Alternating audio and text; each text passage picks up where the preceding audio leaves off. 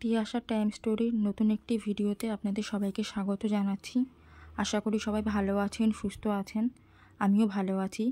Last ভিডিওতে আপনাদের সাথে শেয়ার করেছিলাম যে রেল কোচ রেস্টুরেন্ট যেটা হাওড়ায় অবস্থিত বন্দে ভারতে আমি গিয়েছিলাম। তো যাওয়ার সময় কিন্তু আমি ট্রেনে করেই গেছি, ফেরার সময়ও কিন্তু আমার শিয়ালদা থেকে ট্রেনে করেই ফেরার কথা ছিল, কিন্তু ওখানে গিয়ে আমাদের প্ল্যানটা চেঞ্জ হয়।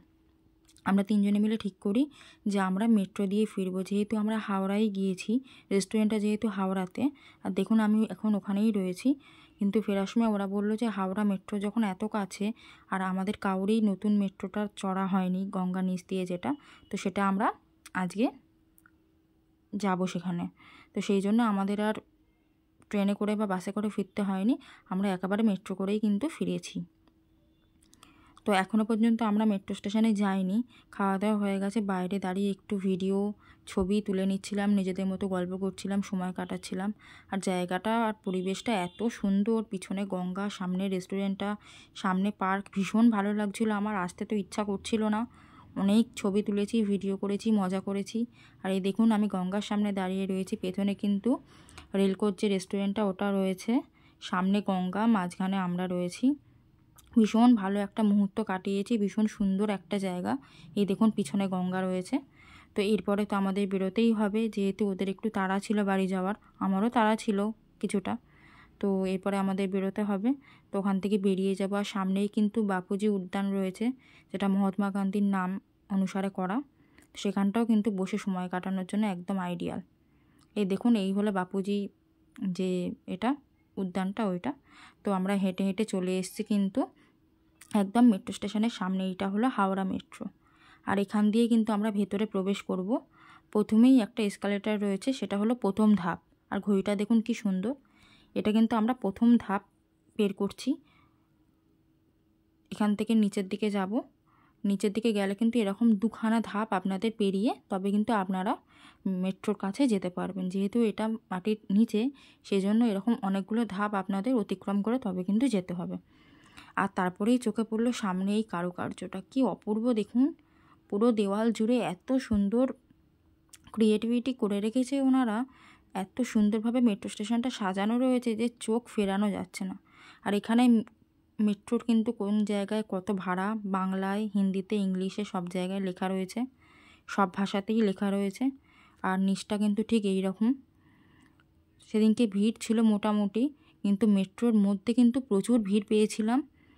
আর এই দেখুন এখানটা লাইনেও যথেষ্ট লোকের ভিড় রয়েছে। আর সেদিনকে যেহেতু ঈদ ছিল, সেহেতু মুসলিম লোকজন, হিন্দু লোকজন, সব লোকজনেরই ভিড় কিন্তু বেশ ভালোই ছিল।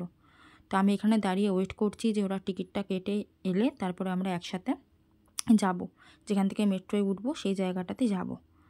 আর এই হলো পুরো নিচটায় দাঁড়িয়ে একটু ভিডিও করছিলাম। এই যে সিঁড়িগুলো দেখতে পাচ্ছেন, এখান দিয়ে কিন্তু আমাদের যেতে হবে।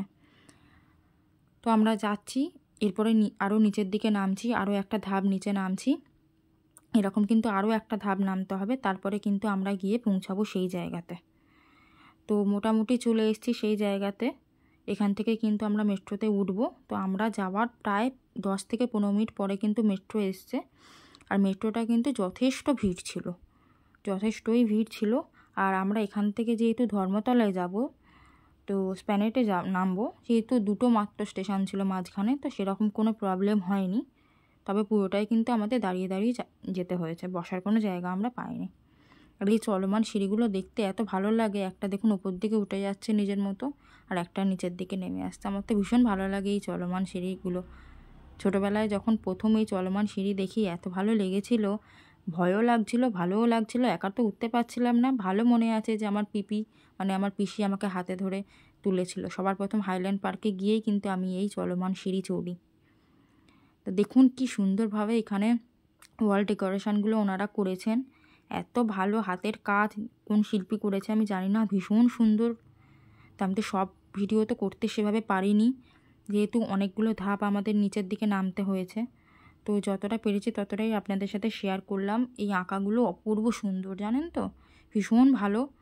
আর এই যে এই সিঁড়ি দিয়ে আমরা নেমে যাচ্ছি নিচের দিকে, আর এই দেখুন মেট্রোর ভেতর থেকে গঙ্গা দেখতে কেমন লাগে। গঙ্গা তো দেখা যায় না, কিন্তু ভেতরে যে এই ব্লু লাইটটা, এটা কিন্তু আমরা দেখতে পাচ্ছিলাম। তো খুব বেশি বড় ভিডিও করা হয়নি, যেহেতু লোকজনের ভিড় ছিল সেই কারণের জন্য। আর তারপরে আমরা চলে এসেছি ধর্মতলাতে, স্প্ল্যানেডে চলে এসেছি। তো এখানে ওয়েট করছি এর পরের মেট্রোর জন্য। এরপরে যে মেট্রোটা আসবে এতে করে কিন্তু আমি এসে গড়িয়াতে নামবো, তারপর ওখান থেকে আবার ট্রেনে করে আমাকে বাড়িতে আসতে হবে। এখন রীতিমতন আমার একটা লং জার্নি করে তারপর বাড়িতে ফিরতে হবে। আর এখানে দেখুন মেট্রো কিন্তু চলেই এসছে। এরপরে স্টেশন পার্ক স্ট্রিট, এরকম কিছু আরও 10-12টা মতো স্টেশন পেরিয়ে তারপরে আমাকে নামতে হবে গড়িয়াতে। আমি নামবো কবি সুভাষে। মেট্রো চলে এসছে। মেট্রোর ভেতরেও দেখতে পাচ্ছেন যথেষ্ট ভিড়, একটুও বসার জায়গা পাইনি, পুরোটাই দাঁড়িয়ে দাঁড়িয়ে এসেছি। তারপরে বারুইপুরে চলে এলাম। আর ঈদ ছিল বলেই সারা রাস্তায় শুধু ঈদের আলো জ্বলছে, লাইট রয়েছে, সেগুলো দেখতে দেখতে বাড়ি এলাম। তো ভিডিওটা কেমন লাগলো অবশ্যই জানাবেন। আর কারা কারা এই মেট্রোটা সাফার করেছেন সেটাও অবশ্যই জানাবেন। তো ভিডিওটা কেমন লাগলো সেটাও জানাবেন। সবাই ভালো থাকবেন, দেখা হবে পরের কোনো ভিডিওতে।